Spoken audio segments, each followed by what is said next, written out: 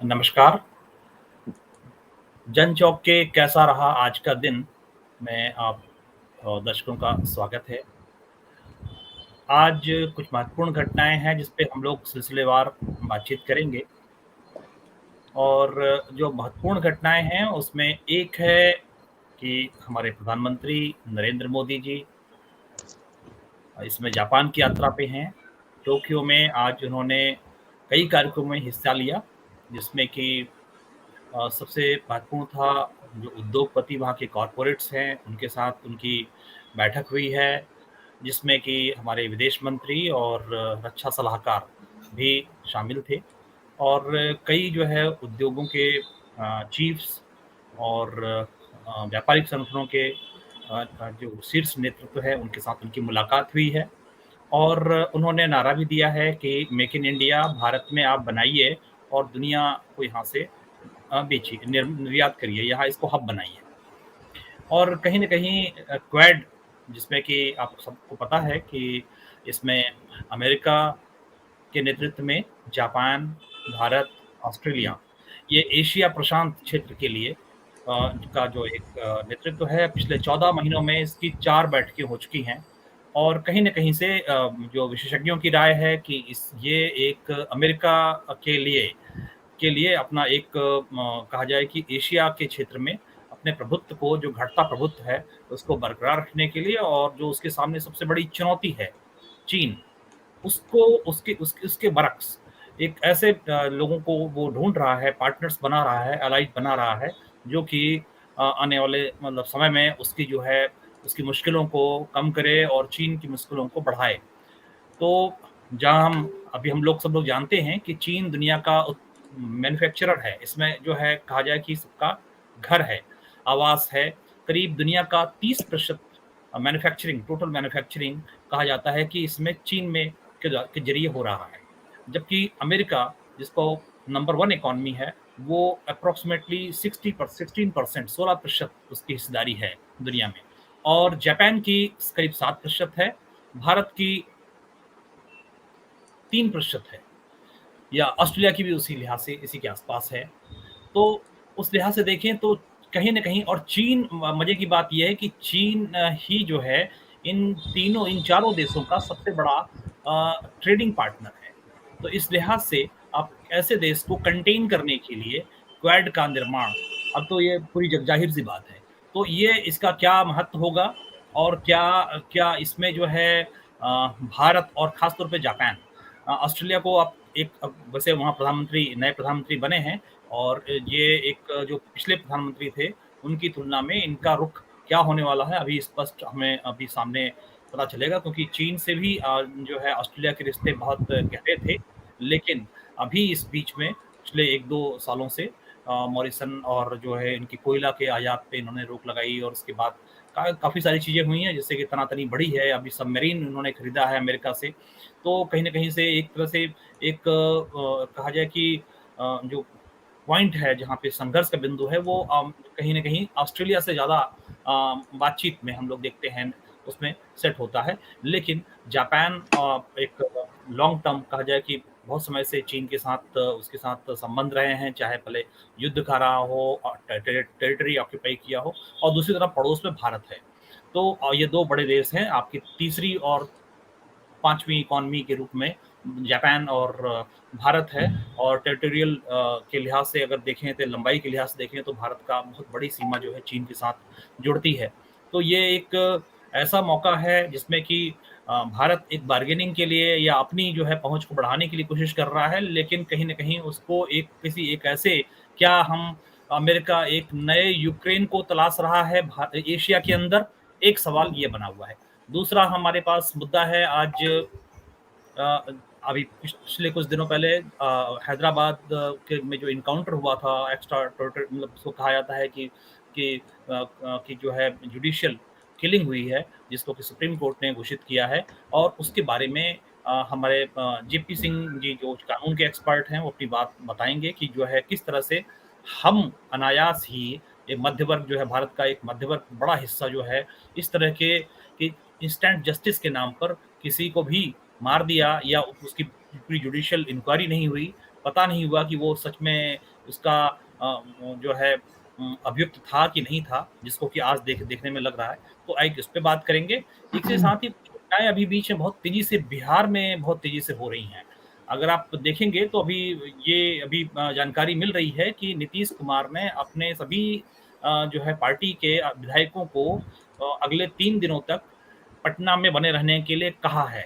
उन्होंने कहा है कि वो जो जातिगत जनगणना की बात चल रही थी, उसको लेकर 27 तारीख को सभी ऑल पार्टीज़ की बैठक होने वाली है और ये भी संभावना है कि शायद ये एक बहुत बड़ा झटका भाजपा या जो केंद्र सरकार है, उसको बिहार में देखने को मिल सकता है। वहाँ पे राज्यसभा के चुनाव भी हैं और 2 राज्यसभा की सीटें भाजपा इस बार पाना चाहती है, उसमें कुछ उसके विधायक कम पड़ रहे हैं और उसके लिए जो है नीतीश कुमार के पास 8 विधायक हैं और कांग्रेस और कम्युनिस्ट पार्टी के साथ मिलाकर देखें तो वो एक हिस्सा बनता है, जो कि एक साइज़ेबल सेक्शन बनता है कि कुछ एक बदलाव हो सकता है। दूसरा राष्ट्रपति चुनाव से पहले भी। तो ये पहले के कुछ हैं जिसके कारण जो है नीतीश कुमार के साथ बहुत अपमानजनक स्थितियाँ पिछले विधानसभा चुनाव में हुई हैं।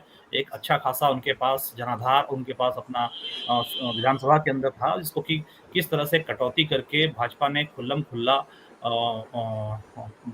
चिराग पासवान के नेतृत्व में भाजपा के ही समर्थकों को एक कैंडिडेट बनाकर पूरी तरह से विरोध किया था। उसका जो है एक समय ऐसा आ रहा है, ऐसा लगता है।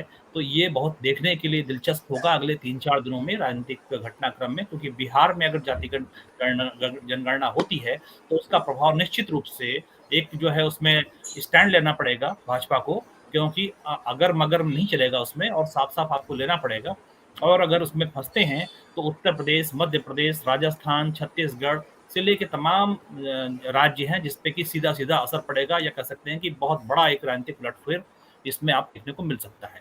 तो हम लोग एक पैनलिस्ट हमारे हैं, हम उनसे परिचय करा देते हैं। जेपी सिंह जी हैं, आप इलाहाबाद से हैं और विधि और कानून के जानकार हैं। स्वागत है जेपी जी आपका और जी शशिकांत जी हैं आप आगरा से प्रोफेसर शशिकांत आगरा कॉलेज से आप जियोपॉलिटिकल और भारतीय जो राजनीतिक विषय हैं उस पे अपनी पकड़ रखते हैं और वाईएस गिल साहब हैं आप वरिष्ठ पत्रकार रहे हैं और जनचौक के साथ एक सलाहकार की भूमिका में हैं। तो आइए हम लोग चलते हैं सबसे पहले जेपी सिंह जी के पास। स्वागत है जेपी भाई। जी नमस्कार। जी, तो ये हम लोग पास बेसिकली जी उस पे बताएँ कि अगर सुप्रीम कोर्ट का जो ये अभी जो मतलब कि एक निर्णय आया है उसके उसके रूप में आप किस रूप में देखते हैं इसको? लोगों को किस रूप में देखना चाहिए? देखिए, अभी आपका ब्रॉडकास्ट शुरू होने के पहले शशिकांत जी से बात हो रही थी, तो शशिकांत जी ने जो पिछली बार भी बातें दोहराई गई कि किस तरह एनकाउंटर हुआ, सुप्रीम कोर्ट ने कहा मुकदमा कायम हुआ। लेकिन शशिकांत जी ने एक बात और कही कि आखिर ये प्रवृत्ति बनती जा रही। तो दरअसल देखिए, भारतीय कानून में एनकाउंटर को वैध ठहराने की कोई धारा सीआरपीसी, आईपीसी, एनआईए कहीं भी नहीं है। सिर्फ ये है कि पुलिस दौराने गिरफ्तारी या दौराने मान ली कि मुठभेड़ हो गया, पुलिस ने गिरफ्तार करने की कोशिश की तो दूसरे गोली चलाने लगे तो आत्मरक्षा में गोली चला सकती। ये जो आत्मरक्षा में गोली चला सकती है का मामला है, इसी के आड़ में पुलिस जो है एनकाउंटर करती है। आपके सीआरपीसी के 46 में कहा गया है कि अगर कोई अपराधी खुद को गिरफ्तार होने से बचाने की कोशिश करता है या पुलिस के गिरफ्त से भागने की कोशिश करता है या पुलिस पर हमला करता है, तो इन हालात में पुलिस उस अपराधी पर जवाबी हमला कर सकती। लेकिन अब इस मामले में कई बार सुप्रीम कोर्ट और जो है वो क्या कहते हैं आपके मानवाधिकार आयोग में मामला गया। सुप्रीम कोर्ट ने 23 सितंबर 2014 को तत्कालीन चीफ जस्टिस आरएम लोधा और जस्टिस आरिफ नरीमन ने स्पष्ट रूप से कहा था कि आर्टिकल 21 जो जीने का अधिकार सुनिश्चित करती है, जो मौलिक अधिकार है संविधान में हमारा, कहा कि हर आदमी को ये जो है वो क्या कहते हैं, ये उपलब्ध है आर्टिकल 21, और यहाँ तक कि राज्य भी बिना उनके ऊपर जो है वो कोई आपराधिक मुकदमा चलाए, बिना उन पर दोष सिद्ध किए हुए उनका जो है वो क्या कहते हैं जीवन नहीं हर सकती, मतलब उनको एक्स्ट्रा जुडिशियल किलिंग जो है उनकी नहीं हो सकती। ये सुप्रीम कोर्ट ने 2014 में कहा। इस बार भी जो है आपके जो सिर पुरकर साहब की अध्यक्षता में जो जुडिशियल कमेटी बनी थी और उसने जो जांच की, तो उसने भी फिर इस बात को दोहराया कि एक्स्ट्रा जुडिशियल किलिंग जो है उसी तरह नहीं हो सकती जैसे मॉब लिंचिंग नहीं हो सकती। अगर मॉब लिंचिंग है, लोग अपने हाथ में कानून लेते हैं, तो उसी के समतुल्य है कि आप जो है फेक एनकाउंटर करके लोगों को मार देते हैं। होता क्या है, होता दरअसल ये है कि 100 मान लीजिए फेक एनकाउंटर हुए, 1 या 2 या 3 या 5 में मामला सुप्रीम कोर्ट तक गया, हाई कोर्ट तक गया, उन्होंने संज्ञान लिया, लेकिन अब वहां भी लाइक माइंडेड जजेस हैं। अब आपने कभी हैदराबाद का मामला देखा? उसके पहले आपने देखा होगा कि यहाँ बिकरू कांड हुआ था। बिकरू कांड में उत्तर प्रदेश में विकास दुबे का जो है वो कहा कि साहब वो पेशाब करने के लिए निकला और दरोगा से जो है वो रिवॉल्वर खींच के तान दी और उसको वहां ठोक दिया, और उसके 5 किलोमीटर पहले जो पत्रकार गाड़ी से आ रहे थे उनको वहां पुलिस ने रोक दिया कि नहीं, आगे आपको नहीं जाने दिया जाएगा। अब इसकी जांच कौन करेगा? ये 5 किलोमीटर जो रोक दिया गया था। अच्छा, अब उसमें जस्टिस वीएस चौहान साहब की अध्यक्षता में जो है वो जुडिशियल कमेटी नियुक्त हुई, उसी तरह जैसे जस्टिस सिरपुरकर साहब की अध्यक्षता में नियुक्त हुई थी, और उन्होंने क्लीन चिट दी थी कि नहीं, बिल्कुल एकदम सही ढंग से एनकाउंटर हुआ है। तो अब सवाल इस बात का है कि एक ही साथ 2 साल के दौरान, ये 2-3 साल के दौरान ये 2 एनकाउंटर हुए। एक एनकाउंटर को सुप्रीम कोर्ट के ही जज साहब ने कह दिया कि हाँ साहब बिल्कुल ठीक हुआ है, एक एनकाउंटर में अभी हुआ कि नहीं, मुकदमा कायम होना चाहिए। तो अब आप बताइए, तो आखिर एक एनकाउंटर जो करने वाले लोग थे, अगर उत्तर प्रदेश में बच्चे बच्चे से भी पूछेंगे, किसी भी पत्रकार से पूछेंगे, of the record, on the record हो सकता है वो इसलिए ना बताए क्योंकि वो जिस अखबार में काम करता है, जिस मीडिया संस्थान में काम करता है, वहां उससे कहा गया हो कि आप जो है वो सही बात आप जो है ऑन द रिकॉर्ड मत बोलिएगा। तो ऑफ द रिकॉर्ड पूछिए तो यही कहेगा कि तो फर्जी एनकाउंटर था। आखिर 5 किलोमीटर पहले पत्रकारों को क्यों रोक दिया था? तो इस तरह जो एनकाउंटर हो रहे हैं, तो उसमें एक तो सब लोग लड़ते नहीं है, सबके घर वाले जो है आपके क्या कहते हैं, ये नहीं है कि वो जो है वो हाई कोर्ट में चीफ जस्टिस के यहाँ अप्लीकेशन डाले कि साहब हमारे बच्चे को फर्जी एनकाउंटर में इन्होंने पैर में गोली मार के जिंदगी पर लंगड़ा कर दिया। वो यही सोचते हैं कि जान बची तो लाखों पाए, यार पैर में गोली लग गई, जिंदा तो है। तो सवाल इस बात का है कि जो यहाँ के लोगों में बर्दाश्त करने की क्षमता है, उससे पुलिस का मनोबल दिन पर दिन बढ़ता जा रहा है। और फिर पुलिस, जिसको राज्य सत्ता की उसके पीठ पर हाथ है कि तुम ऐसा करो, तभी तुम्हें थानेदारी तुम्हारी रहेगी, तभी तुम्हारी नौकरी रहेगी, तभी तुम एसटीएफ के सबसे बड़े जो है ओहदेदार बनोगे या बने रहोगे। तो या तुम्हारे खिलाफ 4 शिकायत भी हुई तो उसको जो है हम इग्नोर करेंगे। इन सब लालच में जो है पुलिस भी जो है वो क्या कहते हैं, उसको तमगा मिलता है साहब इन्होंने इतने एनकाउंटर किए। एक समय तो था कि सिपाही से दरोगा में प्रमोशन हो जाता था एनकाउंटर करने के कारण।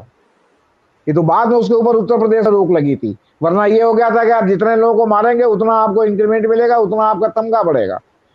अब अगर आप अपनी जो है व्यवस्था से अगर लॉ एंड ऑर्डर नहीं कंट्रोल कर सकते, अपराध को नहीं नियंत्रण कर सकते, तो आप एक्स्ट्रा जुडिशियल किलिंग से अपराध नियंत्रण करेंगे। पता संविधान का जो है कहीं कोई मामला नहीं है। अब सवाल इस बात का है कि इसमें सुप्रीम कोर्ट ने 2014 में दिशा निर्देश भी जारी किए थे। तो सवाल है कि उसमें पुलिस के हाथ बांधे गए थे कि वो लिखित में आपके इलेक्ट्रॉनिक माध्यम से केस डायरी में मतलब इस घटना को लिखेगी। अगर आपराधिक गतिविधि की सूचना मिलती है तो फुल पुलिस की तरफ से किसी को गोलाबारी की जानकारी मिलती है, उसमें किसी की मृत्यु की सूचना है, तो इस पर तुरंत प्रभाव से धारा 157 के तहत कोर्ट में एफआईआर दर्ज होनी चाहिए। इसमें किसी तरह की देरी नहीं होनी चाहिए। लेकिन रजिस्टर इसके लिए खाली रखे जाते हैं, और रजिस्टर जैसे मान लीजिए कि रात में उन्होंने एनकाउंटर किया तो रात में तो कोर्ट खुलता नहीं, कोर्ट तो 10 बजे दिन में खुलेगा।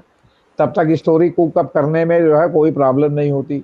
फिर लाइक माइंडेड जो उनके पत्रकार हैं, वीडियोग्राफर हैं, उनसे दिखवा करके, और पहले से ही साहब वो कट्टा हाथ पकड़े था तो फलाना था, इसके पहले कि जब तक कोई कुछ कहे तब तक जो है ये पूरा मीडिया में हो जाता कि साहब आज फलाना अपराधी मारा गया, इतनी इसके ऊपर चार्जशीट थी, इतना जो है इसके ऊपर जो है क्या कहते हैं हिस्ट्री शीट थी, इतनी धाराओं के ऊपर मुकदमा था, फलाने मामले में ये इन्वॉल्व था कि नहीं था, उसमें दोष सिद्ध नहीं हुआ। तो सवाल इस बात का है कि अगर सुप्रीम कोर्ट ने जो दिशा निर्देश दिया, अच्छा इस घटनाक्रम जो होता है मुठभेड़ की, सुप्रीम कोर्ट ने कहा इसकी स्वतंत्र जांच सीआईडी या दूसरे पुलिस स्टेशन की टीम से होना चाहिए कि वास्तविक हुआ कि नहीं हुआ। तो कौन सी टीम सीआईडी की करेगी? उत्तर प्रदेश सरकार की या किसी और सरकार की? उन्हीं की टीम करेगी ना। तो उनकी टीम करेगी तो चोर चोर मौसेरे भाई। फिर धारा 176 के तहत पुलिस फायरिंग में हुई हर एक मौत की मजिस्ट्रियल जांच होनी चाहिए।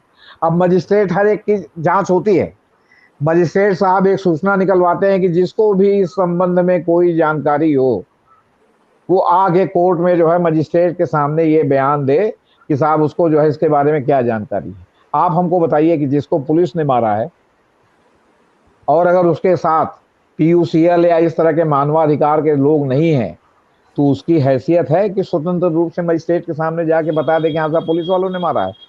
जब अपराधी जो है उसके पिता की हत्या कर देते हैं तो डर के मारे नहीं बताता कोर्ट में कि साहब हमने देखा है, कहता नहीं साहब हमारा तो मुंह उधर की तरफ था, पता नहीं कौन गोली मार के चला गया। जब बाप अपने बेटे की हत्या में गवाही नहीं देता तो जो आपके आसपास के ग्रामीणों ने या जिन्होंने भी इस मामले को देखा है पुलिस का मुठभेड़ होते हुए, वो कैसे जाके मजिस्ट्रेट के सामने बिना किसी बैकिंग के जो है क्या कहते हैं मतलब गवाही दे देंगे? आप बताइए, वो जा पाएंगे था वहां गवाही देने? या बाहरी जो है पुलिस वाले लगे अच्छा बेटा तुम गवाही देने आए हो, चाहे निकलो तो बताते हैं। तो वो बाहर से गवाही दोगे? अच्छा गवाही देने आए हो? अरे नहीं हम तो देखने आए कहीं, तो जाओ निकलो, निकल गए। ये स्थिति होती है। अब सवाल इस बात का है कितने जो है वो क्या कहते हैं सुप्रीम कोर्ट के निर्देश हैं और उसका भी इन्होंने रास्ता निकाल लिया है। अब संविधान के अनुच्छेद 141 के तहत किसी भी तरह के इनकाउंटर में इन तमाम नियमों का पालन होना जरूरी है। आर्टिकल 141 भारत के सुप्रीम कोर्ट को कोई नियम या कानून बनाने की ताकत देता है। मतलब जब मुठभेड़ में आपके पास कोई नियम नहीं, सुप्रीम कोर्ट का ये नियम एक प्रकार से बाध्यकारी है, तो उसका भी तोड़ निकाल दिया है लोगों ने। आप बताइए कैसे आप इनकाउंटर को रोकेंगे? इसी तरह आपके जो है राष्ट्रीय मानवाधिकार आयोग ने भी ये दिया है गाइडलाइन कि जब किसी पुलिस स्टेशन के इंचार्ज को किसी पुलिस से एनकाउंटर की जानकारी प्राप्त हो तो वह तुरंत रजिस्टर में दर्ज करे। जैसे ही इस तरह के एनकाउंटर की सूचना मिले फिर उस पर किसी तरह की शंका जाहिर की जाए तो उस पर तुरंत जांच होनी चाहिए। जांच दूसरे पुलिस स्टेशन की टीम या राज्य की सीआईडी द्वारा होनी चाहिए। इन्होंने सुप्रीम कोर्ट के जो निर्देशों को इंडोर्स किया है। अगर जांच में पुलिस अधिकारी दोषी पाए जाते हैं तो मारे गए लोगों के परिजनों को उचित मुआवजा मिलना चाहिए। तो अब मुआवजा आप दें या चाहे जो दें, वो तो मर गया ना। बिल्कुल। और हैदराबाद के केस में तो क्लासिक ये है कि जो नाबालिग तो नाबालिग, अभी तक तो उसमें यही प्रमाणित नहीं हुआ कि उन लोगों ने वास्तव में उन लोगों ने बलात्कार किया था कि नहीं किया था। एग्जैक्टली। एकदम ब्लाइंड केस था, आपसे बता रहे हैं। और चूंकि लाश को जला दिया था तो उससे ये सब भी निष्कर्ष निकालना बड़ा मुश्किल काम था कि इन्हीं लोगों ने बलात्कार किया है। मतलब इतना टफ केस था, किसी के ऊपर भी ये आरोप सिद्ध करने के लिए इसको बहुत ही प्रोफेशनल पुलिस और जांच की जरूरत थी, जिसमें बहुत ही फोरेंसिक जांच और तमाम जांचों से वो साबित करे कि साहब जो है इन्होंने किया था। तो उन्होंने सोचा कि इससे अच्छा है कि इनको मार दो तो केस हमेशा दाखिल दफ्तर हो जाए, साहब हमने वर्कआउट किया और भागने की कोशिश कर रहे थे जो है मुठभेड़ में मारे गए, ताकि जो है ये सब ना हो कि फोरेंसिक जांच है कि नहीं, उसमें सीमेन वगैरह मिला, उसमें जो है आपका डीएनए जांच है कि नहीं, वो सब कुछ नहीं है। आपको बता रहे आज की डेट में भी कुछ भी नहीं है, आपसे बता रहे। जयप्रकाश जी, इससे एक बड़ा सवाल निकलता है कि इस पूरी समस्या की जड़ कहाँ देखी जाए। क्या ये राजनीतिक वर्ग के स्तर पर समस्या है या प्रशासनिक मशीनरी जो खासतौर से जो पुलिस प्रशासन है उसकी आंतरिक खामियों का नतीजा है, या न्यायिक व्यवस्था से जुड़ी? तो अगर इस पूरे विवाद के पूरे ट्रायंगल में देखें, एक तरफ राजनीतिक वर्ग है, दूसरी तरफ पुलिस मशीनरी है और तीसरी तरफ जो है नागरिक समाज है जो कई बार इंस्टेंट जस्टिस की मांग करता है, जिसके दबाव में, जैसा कि हैदराबाद के केस में कहा गया कि लोगों में बदला लेने की प्रवृत्ति, तो एक रिटेलिएटरी माइंडसेट सोसाइटी में बनता जा रहा है। तो इसको आप समस्या की जड़ किस रूप में देख रहे हैं कि आखिर सोर्स क्या है प्रॉब्लम की? देखिए, इसका सबसे बड़ा सोर्स तो राजनीतिक महत्वाकांक्षा जो कुर्सी पर बैठे हैं उन लोगों की है। वो तमाम एनकाउंटर जो है वो अपने हिसाब से भी करवाते हैं, वो चुनाव का बदला एनकाउंटर के रूप में लेते हैं।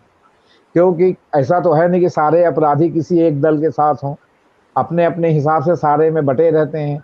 अब चुनाव संपन्न हो गया, जीता तो कोई एक, सरकार तो किसी एक की बनी, या मान ली किसी एक ग्रुप की बनी, दो तीन लोगों के मिला के, तो दो तीन लोग विपक्ष में भी तो हैं। तो पहले से ही उनके पास आंकड़ा है कि कौन दरोगा, जो कौन जो है आदमी इसमें किसके तरफ से जो है वो पैरवी कर रहा है, कौन किसको वोट दिलवा रहा है, कौन क्या कर रहा है। तो ये सब भी मामला है इसमें। दूसरी बात यह है कि सारे जो पॉलिटिशियंस हैं अपराधियों को प्रश्रय देते हैं। आप या हम लगातार इस बहस को चलाते हैं कि नहीं कि चलाते कि राजनीति का अपराधीकरण हो गया है।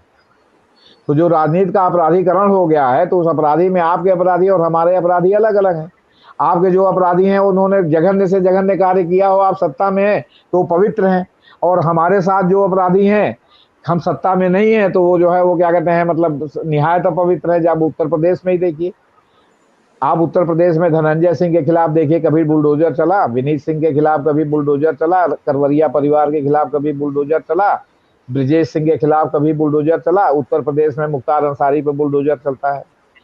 करवरिया के हालांकि रिश्तेदार है विजय मिश्रा लोग, उनके ऊपर बुलडोजर चलता है क्योंकि वो पहले सपा के साथ थे। यहाँ जो है आपके क्या कहते हैं, अतीक अहमद पर बुलडोजर चलता है क्योंकि वो जो है भाजपा के साथ नहीं है, वो कभी बसपा के साथ थे तो कभी सपा के साथ थे। तो सवाल है कि या तो ये भी उनके पाले में चले जाए तो बुलडोजर चलना बंद हो जाएगा। तो बुलडोजर चल रहा है ना, तो उसके साथ उनके लोग आपके क्या कहते हैं, एनकाउंटर के का भी इसी तरह मामला है। अच्छा, फिर एनकाउंटर आप करके आपको एक जो है वो नंबर देना है कि उत्तर प्रदेश को हमने माफिया मुक्त कर दिया, उसके लिए हम सब देश भर, उत्तर प्रदेश भर के लोगों को लंगड़ा बना देंगे। तो सवाल इस बात का है। और क्या तो भाई वो जो है अपराधी खुद ही थाने में चले आ रहे हैं कि हुजूर हमको जो है आप गिरफ्तार कर लीजिए, नहीं तो हमारा एनकाउंटर हो जाएगा, हम एनकाउंटर नहीं चाहते। लोग जमानत कैंसिल करा करा के जेल चले जा रहे हैं। ये सब भावना रहेगी, और उसके बाद जो है वो 100, 200, 500, 1000 केस होगा, एक या दो केस जो है वो कोर्ट में जाएगा और कोर्ट उसका संज्ञान लेगा। और अगर जो है चौहान साहब जैसे जज से बचे तो हो सकता है मानवाधिकारवादी जज हो, तो हो सकता है कि हैदराबाद की तरह जो है वो जांच हो जाए। कितने लोग हैं ऐसे, आप बताइए हमको। बिल्कुल, यही स्थिति हो रही है और आपने बिल्कुल जेपी जी आपने सही कहा। मेन सवाल जो है पॉलिटिशियन से भी ज़्यादा इसमें ज़्यादा ज़रूरी मुझे लगता है कि हमारी अपनी जो है कॉन्शसनेस है, जो कि हम इस चीज़ को अलाउ कर रहे हैं। और अगर ये मुद्दा अगर आज जो है चाहे 2 साल बाद ही जो है सुप्रीम कोर्ट का फैसला आया है और उसने आवश्यक दिशा निर्देश दिए हैं, तो इसके बारे में लोगों को ज़्यादा से ज़्यादा जानकारी और कैसे वो अवेयर हों, क्योंकि वो उन्होंने तो एक बार ये फैसला देखा और अखबार पलटा और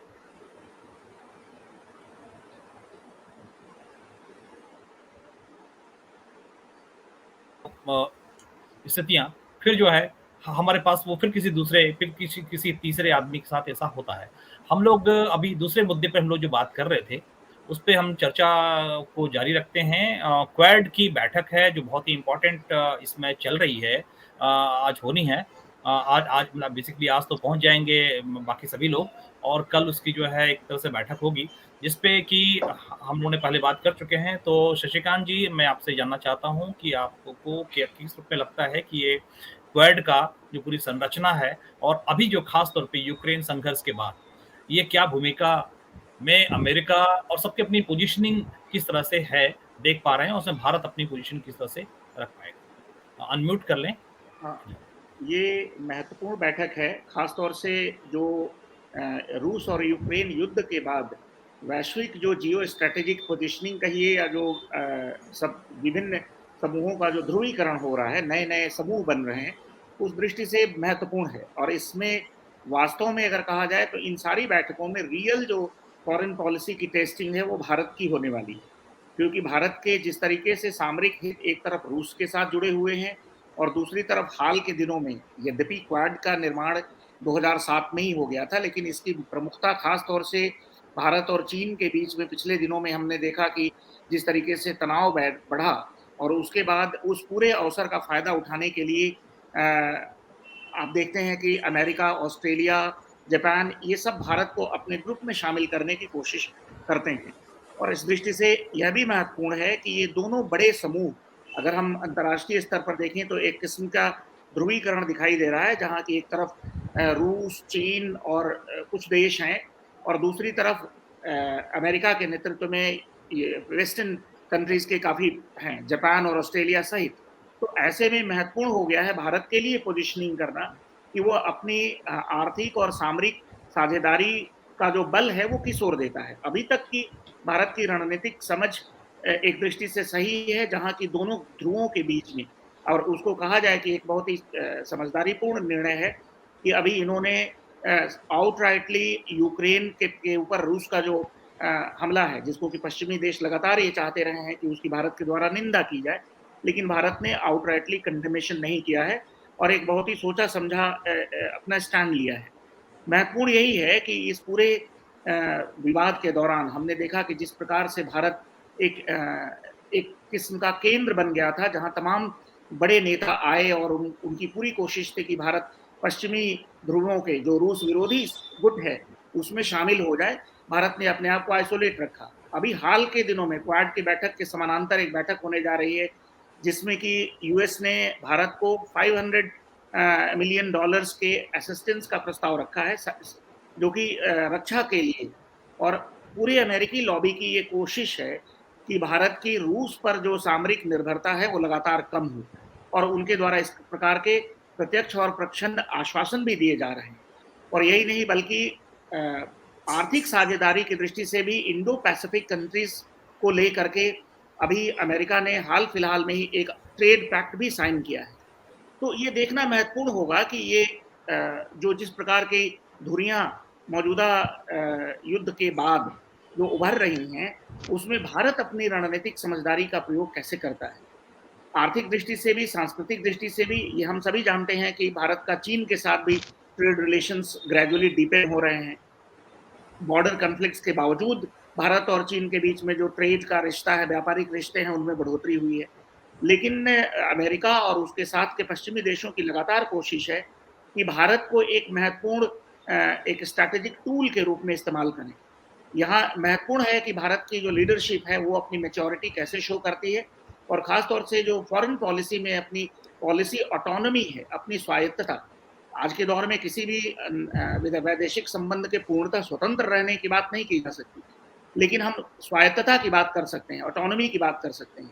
अगर वो ऑटोनॉमी नहीं बनाए रखते हैं, रक्षा के क्षेत्र में हो या आर्थिक संबंधों के क्षेत्र में हो या विदेश नीति के संदर्भों में हो, तो ये स्ट्रैटेजिक ऑटोनॉमी भारत कितने समय तक बनाए रखेगा, इसका वास्तविक टेस्ट जो है वो आने वाले जो अभी क्वाड की बैठक है उसमें होने वाली है। ये स्पष्ट है कि यदि भारत किसी प्रकार के सामरिक गठबंधन का हिस्सा बनता है, इंडो पैसिफिक में चाइना की घेरेबंदी का हिस्सा बनता है, या ग्रेजुअली क्रमशः वो रूस पर अपनी सामरिक निर्भरता कम करते हुए अमेरिका से अधिक आयुध आदि खरीदने की दिशा में बढ़ता है, तो एक क्लियर इंडिकेशन होगा कि भारत इस संतुलन की नीति को हटा करके स्पष्ट तौर पर पश्चिमी देशों के साथ अलाइन करने जा रहा है।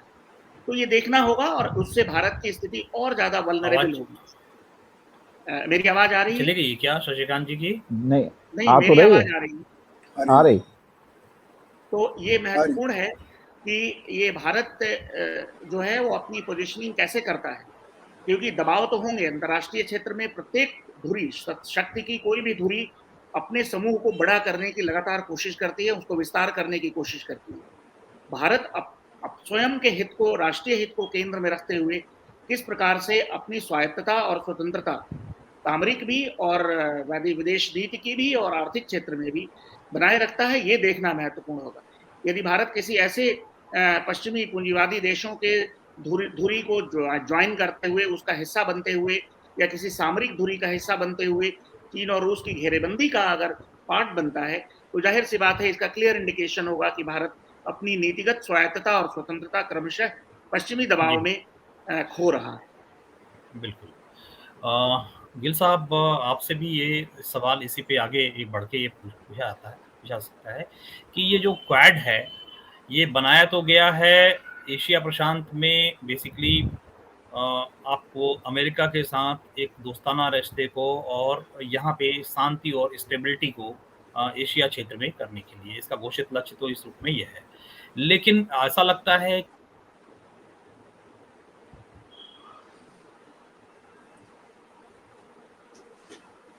क्वाड को लेके बातें बहुत सी वहीं पर क्वाड बेसिकली अमेरिका, जबकि जैसे कि हमने अभी देखा यूक्रेन के भीतर कि यूक्रेन में आज देखिए तो यूरोपियन यूनियन जो है अपने विखंडन की स्थिति में तक, मतलब इसको आगे कंक्लूड करें, अभी तो नहीं हुआ है ऐसा, लेकिन आने वाली स्थिति में वो यहाँ तक पहुँचने की संभावना है। तो कहीं कहीं ऐसा तो नहीं है कि एशिया क्षेत्र में भी जो है हम कहीं एक ऐसे जो है आपसी द्वंद में शामिल हो रहे हैं जिसका फायदा फिर जो है अमेरिका दूर बैठा हुआ 7 समुंदर पार बैठ के उठाने की फिराक में है। गिल साहब आप सुन पाए क्या? जी। क्वाड बेसिकली एक लूज अलायंस है, ये कोई मिलिट्री अलायंस नहीं है अपने आप में। इसको पेश किया जा रहा है, कोशिश की जा रही है मिलिट्री अलायंस बनाने की। उसका नाम दिया जा रहा है कि ये नेटो ऑफ द ईस्ट होगा, नेटो ईस्ट का नेटो होगा, तो इस तरह के बात कोशिश हो रही है। पर अभी तक क्या है कि मिलिट्री अलायंस के तौर पर एक लिमिटेड एरिया में, जैसे मालाबार एक्सरसाइजेस जिसमें इंडिया पार्टिसिपेट करते हैं और ये मुल्क पार्टिसिपेट करते हैं कुछ, पर जब वो चीन के उधर साउथ चाइना सी की तरफ कोई अगर होता है उसमें किस तरह का एक्सरसाइज, उसमें इंडिया पार्टिसिपेट नहीं करता है, क्योंकि वो डायरेक्टली चीन को नाराज़ नहीं करना चाहते हैं। ये इस बात में ऑलवेज ध्यान रखा गया है। इस बार क्वाड मीटिंग के पहले उन्होंने एक और मीटिंग की है जिसमें एक इकोनॉमिक अलायंस बनाया गया है, डिक्लेयर किया गया, एक नया फॉर्मेशन है, उसका नाम है मेरे ख्याल में इंडो पैसिफिक कॉम्प्रिहेंसिव फ्रेमवर्क, नहीं इकोनॉमिक फ्रेमवर्क, 14 देशों का बनाया गया है। इंडो पैसिफिक इकोनॉमिक फ्रेमवर्क, ये नाम से इकोनॉमिक। नया एक ऑर्गेनाइजेशन लॉन्च किया है, अमेरिका ने लॉन्च किया है। उसमें अभी ये हिंदुस्तान वगैरह, ये अभी हिंदुस्तान और जापान और थोड़े से मुल्क हैं, और 14 कोशिश देशों हो को रही है बताया जा रहा है कि इसमें शामिल किया गया है। 14 कंट्रीज अभी शामिल नहीं हुए हैं, 14 को प्रपोज किया गया है, they are likely to come. Gill साहब ये इंडिया, यूएस एंड 11 कंट्रीज, यानी कि कुल 13 देशों ने ज्वाइन किया है। इसका नाम है इंडो पैसिफिक ट्रेड पैक्ट, और ये कुल 12 देशों को मिलकर के बनाया इंडो पैसिफिक ट्रेड पैक्ट नहीं है, वो खत्म हो चुका है। इंडो पैसिफिक इकोनॉमिक फ्रेमवर्क ये नया है बिल्कुल। अभी इसमें जितने ज्वाइन करेंगे कंट्रीज, इसकी बात कर रही है, ये एक्चुअली एक ऑलरेडी RCEP नाम से एक संस्था है बनी हुई पहले, जिसमें चीन, जापान, ऑस्ट्रेलिया और करीब 20 मुल्क हैं। उसमें सबसे बड़ा इकोनॉमिक एक संस्था है RCEP, regional comprehensive economic pact है, एक पैक्ट है, वो काफ़ी बड़ा है, और उसमें ऑलमोस्ट मैंने दुनिया का 1/3 से ज़्यादा GDP इस एरिया का है, जिसमें बहुत से मुल्क हैं, जिसमें पाकिस्तान भी है। हिंदुस्तान ने ज्वाइन नहीं किया उसमें, और जितने मुल्क अभी इसमें ज्वाइन कर रहे हैं वो सारे मुल्क हैं। They are just a parallel alliances है, अभी कॉन्क्रीट नहीं हो रहा। दिक्कत यह है कि कोई भी मुल्क, जितने मुल्क हैं इस इलाके के, वो चाइना को छोड़कर अलग से बिजनेस नहीं कर पाएंगे। चाइना के साथ इंटरेक्शन, जापान का भी अपना इंटरेक्शन है, जापान को भी इंटरेक्ट चाइना से करना पड़ता है। बहुत से सामान जो चाइना में बनता है, अमेरिका में जितना जापानी सामान है जो वो अपने नहीं बनाते हैं, तो फार्म आउट किया हुआ। चाइना एक मेजर हब है, मैन्युफैक्चरिंग हब है, उसका एक्चुअली मैन्युफैक्चरिंग में बहुत बड़ा कंट्रीब्यूशन है, जो कि एक्चुअली पता नहीं चलता कितना है, क्योंकि अब जैसे आईफोन है, आईफोन अपने अमेरिका में नहीं बनता है, बाहर ही बनता है, और मेनली चाइना में बनता है, जो मेजर उसका पोर्शन है। अब वो चाइना में जो बनता है वो करीबन 3,000 रुपये रफली पड़ता है, जो कि 40,000 में बेचा जाता है या 1 लाख में बेचा जाता है। जो कॉस्ट है, उसके कॉस्ट में जो चाइना को जो एक्चुअली मिलता है वो बहुत छोटा पोर्शन मिलता है उसका, और उसका मेजर जो प्रॉफिट्स हैं वो वेस्ट कमाता है। मैंने वेस्ट बिना प्रोड्यूस किए प्रॉफिट कमाता है। ये एक पूरा कोशिश है, जो न्यू लिबरलिज्म जो तरीका था, जिसमें कि अपना फैक्ट्री बंद करके बाहर फैक्ट्रियाँ बनाओ सस्ते इलाकों में जहाँ सस्ता लिबर मिले, और वो कोशिश करें। तो ये RCEP को काउंटर करने के लिए ये जो फ्रेमवर्क बनाया गया है, ये काउंटर करने की कोशिश है। अब हिंदुस्तान जो रहता भी है, वहाँ बातचीत करता भी है, और डायरेक्टली पार्टिसिपेशन बड़ा लिमिटेड है हिंदुस्तान का। एक्चुअली मिलिट्री अलायंस के तौर पे बहुत लिमिटेड पार्टिसिपेशन है, वहाँ बातचीत होती है, और मेरी कोशिश होती है किस तरह से हिंदुस्तान को अपने चपेट में रखा जाए। तो हिंदुस्तान बीच में रहता भी है, नहीं भी रहता, मिक्स है। और इस पर्टिकुलर जो रेजिम जो अपने अभी जो बीजेपी गवर्नमेंट है, इसका थोड़ा सा ज़्यादा स्टैंस रहा है, खासतौर पर जब चाइना के साथ जो कॉन्फ्लिक्ट हुआ उसके बाद में ज़्यादा कोशिश कर रहे हैं लोग उसके साथ मिलकर काम करने का। पर क्या है कि क्वाड बेसिकली कोई लॉन्ग टर्म या बहुत ही कॉन्क्रीट चीज़ अभी नहीं कर पाया है। क्वाड का एक बहुत ही हवा में बात है। अच्छा, एक और मीटिंग हुई है डावोस में, जो शुरू हुई है आज ही, 3 दिन की मीटिंग होती है डावोस जी, में, जी। वर्ल्ड इकोनॉमिक फोरम की मीटिंग होती है। ये मीटिंग बहुत, उसमें बहुत दुनिया के सरमाएदार आते हैं और लीडर आते हैं अलग अलग मुल्कों से, उसमें बातचीत करते हैं। और क्या बात करते हैं ये ज़्यादा जाना नहीं जाता है, क्लोज मीटिंग होती है, मैंने कैसे सरमाएदार लोग मिलके कैसे इस दुनिया को कैसे लूटा जाए उसका हिसाब किताब होता है, कैसे अंदर बैठ के, मेरे हिसाब से मुझे लगता है। जो दावोस की जो मीटिंग जितना क्लोज डोर उसकी मीटिंग होती है उसके बारे में बताया नहीं जाता कि क्या एग्जैक्टली वो उसमें कर रहे हैं। इस बार दावोस की मीटिंग के दौरान ऑक्सफैम ने कुछ डाटा जारी किया है। ऑक्सफैम ने कहा है कि जो कोविड के दौरान जो है लोगों के जो सरमाया खूब बढ़ा, उसमें क्या है कि करीबन जो नंबर थे जो आपके बिलियनियर्स के, उनके नंबर्स काफ़ी बढ़ गए हैं। करीब 2-250 मिलियनियर नए पैदा हो गए, यानी कि 2-250 नहीं, करीब 517 न्यू बिलियनियर पैदा हुए दुनिया में। उनका अंदाजा है कि 33 घंटे में, जब तक कोविड रहा, 33 घंटे में 1 बिलियनियर पैदा हुआ है, और 30 घंटे में 1 मिलियन लोग, 10 लाख लोग गरीबी की रेखा से नीचे चले गए दुनिया भर में। और दुनिया भर में कोविड के दौरान 26 करोड़ से ज़्यादा लोग एक्सट्रीम पॉवर्टी में चले गए, ये उनका आंकड़ा है। उन्होंने ये कहा है कि जो बिलियनर्स है इन पर टैक्स लगाया जाए, काफ़ी सख्त टैक्स लगाया जाए, बिना ऐसा नहीं किया जाएगा तब तक बराबरी का जो एक तरफा जो लूट हो रहा है और एक तरफ जो एक्सट्रीम डिस्पैरिटीज आ रही है वो कम नहीं होंगी। तो उसको लेकर भी चर्चा चल रही है आजकल। हाँ जी,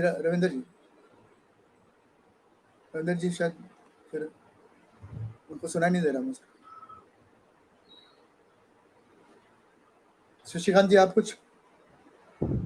इस संबंध में महत्वपूर्ण यही है कि खास तौर से इस बैठक में ऑस्ट्रेलिया के जो नवनियुक्त जो लेबर पार्टी के प्रधानमंत्री हैं एंथोनी एल्बनीज, वो भी पार्टिसिपेट करेंगे। लेकिन ऐसा देखने में लगता नहीं है कि ऑस्ट्रेलिया में पार्टियों के बदलने के हिसाब से उनके विदेश नीति में कोई बुनियादी बदलाव आने वाला है, क्योंकि जो लेबर पार्टी के जो नेता हैं, मौजूदा प्रधानमंत्री, उन्होंने तत्काल अपने विदेश मंत्री के साथ, मैंने उनके साथ ही उनको भी उनको शपथ दिलाई गई और वो टोक्यो की कॉन्फ्रेंस में वहाँ भाग लेने गए हुए हैं।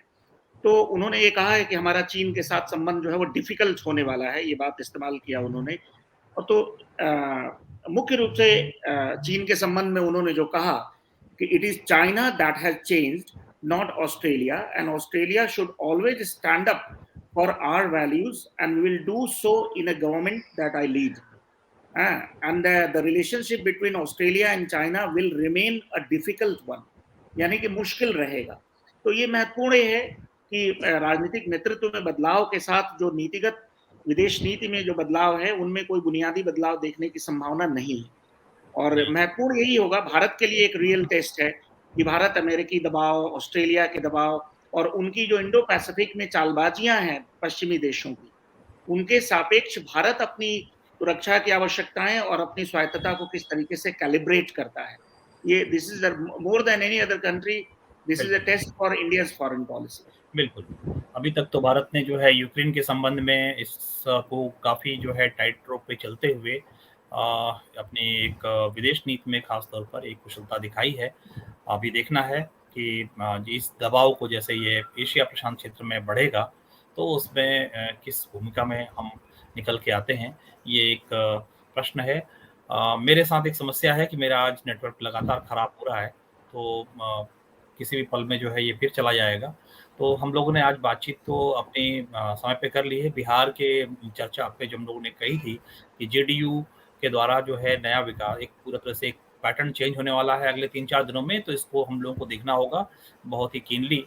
तो इस पे हम चर्चा हम लोग आज नहीं कर पाए हैं, इसको हम लोग कल भी करेंगे। इसमें 3-4 दिनों के अंदर हो सकता है कुछ बड़ा परिवर्तन देखने को मिले। तो इसके साथ ही हम लोग अपना कार्यक्रम को कैसा हमारा ये रहा, इसके बारे में आप अपनी राय और अपने लाइक करें, कमेंट करें और शेयर करें और साथ में अपनी राय भी हमें अवश्य दें। आप सभी आए हमारे पैनलिस्ट मेहमान, आप सबका स्वागत है। शशिकांत जी, जेपी भाई, वाईएस गिल जी, आप सबका नमस्कार, स्वागत है। जी।